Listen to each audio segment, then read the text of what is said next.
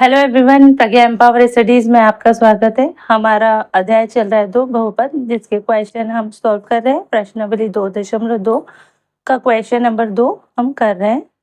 तो क्वेश्चन है, एक द्विघाती बहुपद ज्ञात करना है जिसके शून्यांकों के योग तथा गुणनफल दी गई संख्याएं हैं। यानी -1/4 है शून्यांकों का योगफल और 1/4 है शून्यांकों का गुणनफल, है ना। तो स्टार्ट करते हैं हल। द्विघाती बहुपद ज्ञात करना है, तो माना द्विघात बहुपद क्या होगा? बहुपद ax² plus bx plus c है। ये द्विघात बहुपद का मूल रूप है। हमने मान लिया कि द्विघात बहुपद ये है। a b c के मान हम रखेंगे तो हमारा जो द्विघात बहुपद है हमको मिल जाएगा, क्वेश्चन का आंसर, है ना। तथा शून्यांक क्या है? इसके शून्यांकों का योग और गुणनफल दिया है, तो शून्यांक हमने माना अल्फा व बीटा है। ठीक है, शून्यांकों का योग और गुणनफल दिया है, तो दिया क्या क्या है? शून्यांकों का योगफल, है ना। दिया है, क्या दिया है? अल्फा प्लस बीटा बराबर क्या दिया है? -1/4। यही होगा।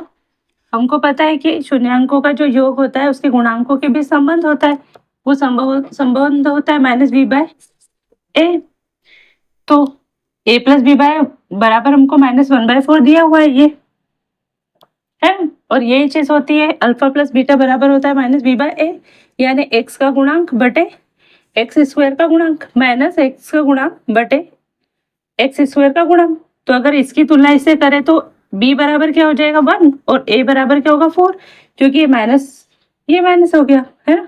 तो b का मान क्या होगा? 1 से इसकी तुलना जो हमको दिया है -1/4, इसकी तुलना अगर -b/a से करेंगे तो b बराबर हो जाएगा 1 और a बराबर हो जाएगा 4। ठीक है, अब शून्यांकों का गुणनफल भी दिया है। क्या है गुणनफल? a डॉट b बराबर क्या दिया है? 1/4। देखो, और a डॉट b यानी शून्यांकों के गुणनफल किसके बराबर होता है? c/a के बराबर, यानी अचर पद बटे x² का गुणांक।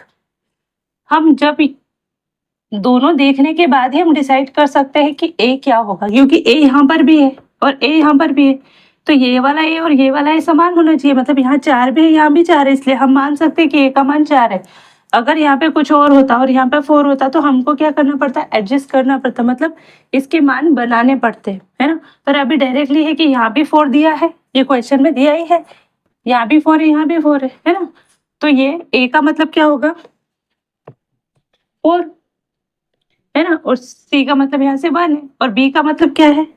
b बराबर क्या है? 1। c बराबर क्या है? यहाँ से 1। तो a b c के मान, a b c के मान बहुपद में रखने पर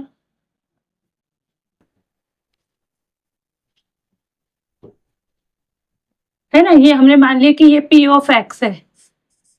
ऐसा होता है ना, मानते p ऑफ x बराबर, तो ये ऐसा लिख दो यहाँ पर p ऑफ x में रखने पर p ऑफ x इस तरह से x, मैं दोबारा लिख देती हूँ यहाँ पर, आपको लिखने की जरूरत नहीं है दोबारा, डायरेक्ट लिखना p ऑफ x। तो ये p ऑफ x क्या हो जाएगा?